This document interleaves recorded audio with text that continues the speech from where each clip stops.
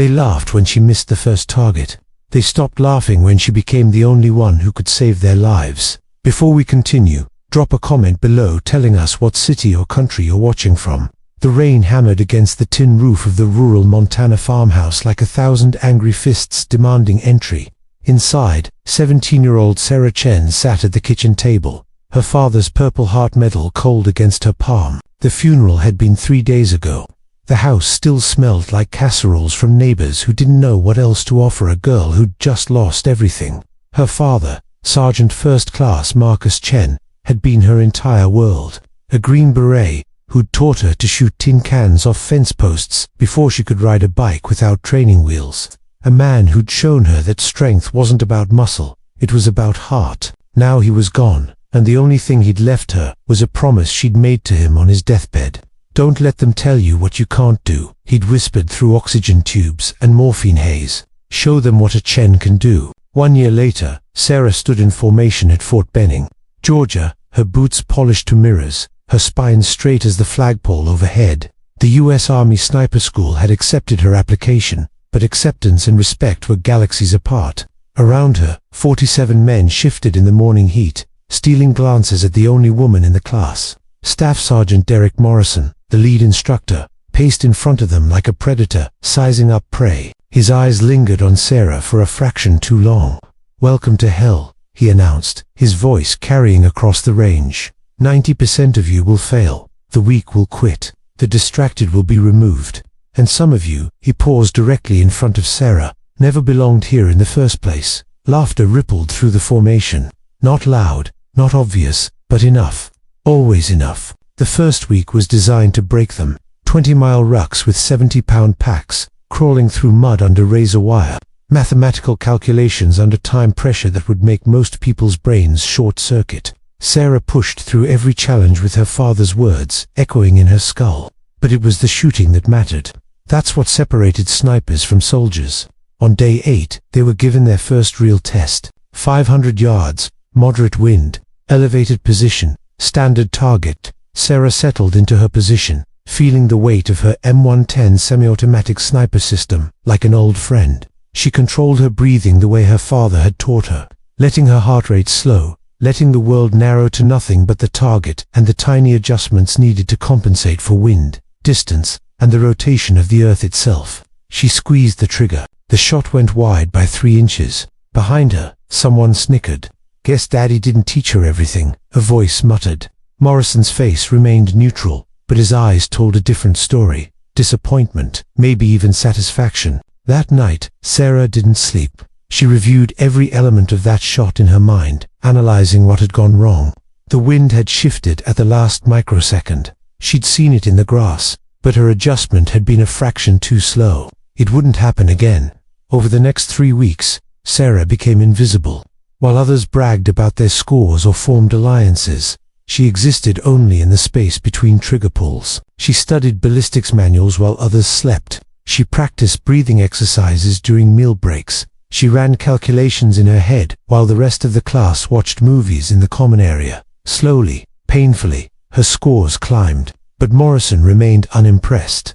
Adequate, he'd say when she placed in the top 10. Acceptable, when she cracked the top 5. Never praise, never acknowledgement. Just the bare minimum recognition that she hadn't failed yet. The real test came in week 6. Night operations, moving targets, wind gusting unpredictably. The scenario was designed to simulate urban warfare conditions, the kind where split-second decisions meant life or death. The class had been divided into pairs, each team responsible for protecting a mock convoy from simulated enemy fire. Sarah had been paired with Travis Killian, a former Marine infantryman from Alabama. Travis had made no secret of his belief that women had no place in combat specialties. "Just stay out of my way," he'd told her during the brief. "I'll handle the real shooting." The scenario began at 0200 hours. Rain had turned the range into a swamp, visibility down to almost nothing, even with night vision. Their position was on a ridgeline overlooking a valley where the convoy would pass. Somewhere in the darkness, instructors were operating remote-controlled targets. These targets were designed to pop up randomly, simulating ambush positions. Sarah and Killian had exactly 1 hour to identify and neutralize 6 targets, before the convoy reached the kill zone. Killian took the primary shooting position without discussion, leaving Sarah as the spotter. For 40 minutes, they worked in tense silence. Killian was good, she had to admit. He took out 3 targets with clinical precision. But as the clock ticked down, the remaining targets weren't appearing. Sarah studied the terrain through her spotting scope, her mind working through the tactical problem. The instructors were smart. They'd placed the easy targets first, letting students feel confident. The hard ones would come when pressure and fatigue had set in. 11 o'clock, behind the berm, she whispered. "Negative," Killian shot back. "There's nothing there. There's a heat signature, partial concealment. They're waiting for the convoy to commit." I said negative. "Stop distracting me." Sarah bit her tongue and kept scanning. 3 minutes later, a target popped up exactly where she'd indicated. By the time Killian acquired it, the target had dropped back down. Mrs. jaw clenched. "Luck," he muttered. The next target Sarah spotted was even more challenging. 800 yards, partially obscured by a destroyed vehicle, only visible for 3-second intervals. 2 o'clock, behind the burned-out truck. 3-second exposure pattern, she reported. Killian swung his rifle toward the position, but his movements were rushed. Frustrated, he fired twice. "Both Mrs. Sis's bullshit," he hissed. "The visibility's impossible. The visibility is the same for everyone." Sarah replied calmly. "We need to anticipate the pattern, not react to it." "Oh, now you're an expert. Where were you when your first shot at this school missed by half a foot?" The words stung because they were designed to, but Sarah had learned something in the weeks of silence and study. Emotional pain was just noise, and noise could be filtered out. "Let me take the shot," she said quietly. "Like hell. Travis, we have 2 targets left, and 8 minutes before the convoy reaches the kill zone. If we fail this scenario, we both get recycled.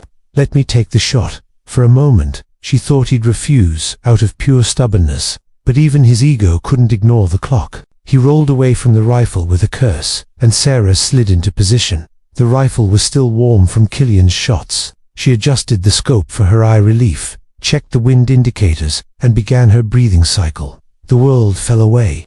The rain disappeared. Killian's angry breathing beside her faded to nothing.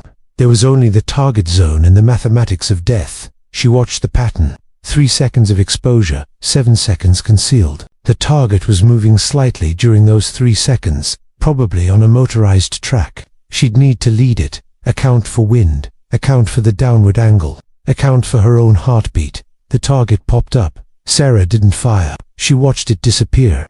Popped up again. Watched popped up a 3rd time now. Her fingers squeezed the trigger with steady pressure. The rifle bucked against her shoulder. Through the scope, she saw the target snap backward, the hit indicator flashing. Even in the rain and darkness, "Holy shit," Killian breathed. But there was no time for celebration. 1 target left, and 6 minutes on the clock. Sarah scanned frantically, knowing the instructors would save the hardest for last. Then she saw it, and her stomach dropped. 1,000 yards, the absolute edge of her rifle's effective range, positioned on a hilltop across the valley, barely visible even with night vision. And it wasn't stationary, it was moving in an erratic pattern. The target was simulating a spotter calling in mortar fire. If that target survived, the entire convoy would be considered destroyed. Mission failure. "I don't have that shot," Killian admitted, his voice hollow. "Not in these conditions." Sarah's mind raced through the calculations. 1,000 yards meant a bullet drop of nearly 300 inches. The wind was gusting between 12 and 18 miles per hour, but the direction kept shifting. The target was moving unpredictably.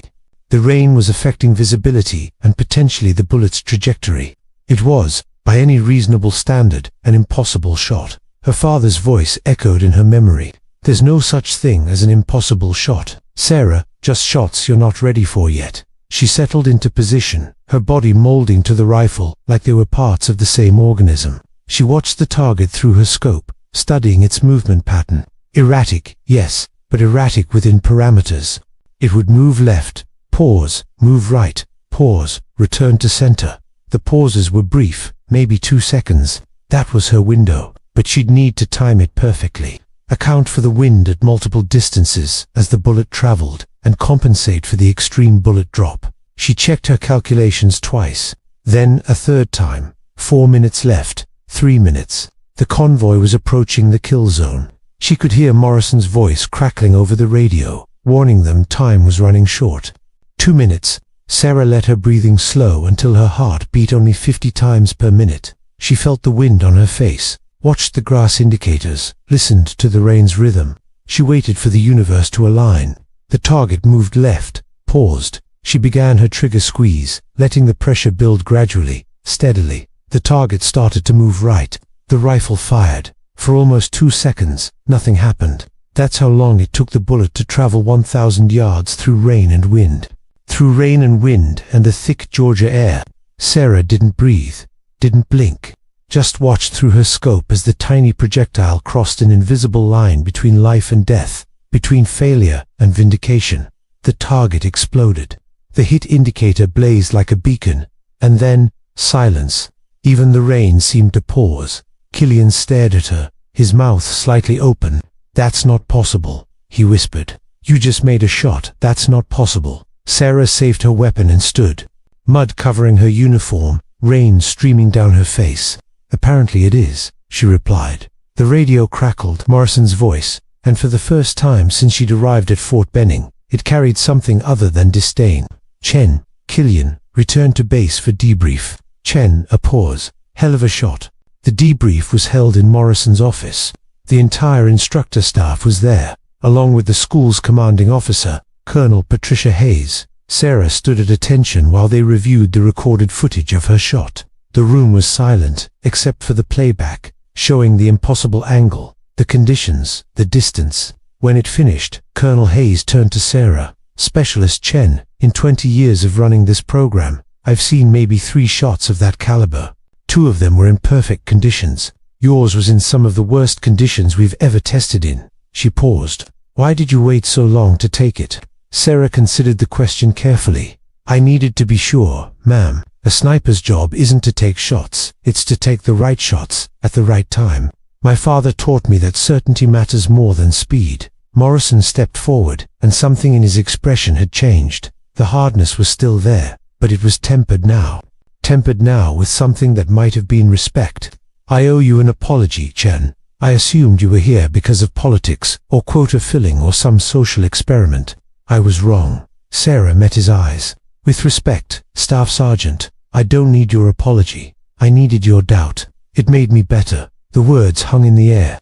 Morrison nodded slowly, and for the first time since she'd arrived, he almost smiled. "Carry on, Specialist." Over the next 6 weeks, something shifted in the class. The mockery stopped. The sideways glances became nods of acknowledgement. Sarah didn't become one of the guys, she became something else entirely, a standard.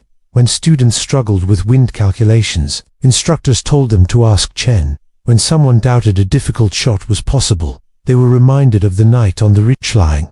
Travis Killian became one of her closest allies. His initial hostility transformed into fierce loyalty. "I was an idiot," he told her one evening as they cleaned their rifles.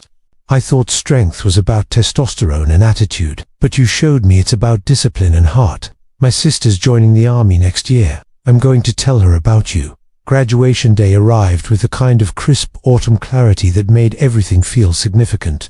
Of the 48 students who'd started the course, only 19 remained. Sarah stood in formation wearing her sniper badge, the small piece of metal that represented thousands of rounds fired, hundreds of hours of study. Hundreds of hours of study, and countless moments of doubt overcome. Colonel Hayes delivered the commencement address, speaking about the evolution of warfare and the importance of adaptability. But then, she did something unexpected. "One of your classmates made history during this cycle," she announced, not because of her gender, but because of her skill. Specialist Sarah Chen took a shot under conditions that most snipers would consider impossible. But more than that, she demonstrated the core principle. The core principle that separates good snipers from great ones. Patience and precision, over ego and rush. She looked directly at Sarah. "The military is stronger when we judge soldiers by their capabilities, not our preconceptions." Specialist Chen proved that beyond any doubt. The applause that followed was genuine, echoing across the range where Sarah had once missed her first target by 3 inches. After the ceremony, Sarah stood alone at the edge of the range, looking out at the targets that had been her teachers. looking out at the targets that had been her teachers for 3 months. She pulled her father's purple heart from her pocket, the metal warm from being held close to her heart throughout the entire course. "I kept my promise, Dad," she whispered. "I showed them what a Chen can do." A voice behind her made her turn.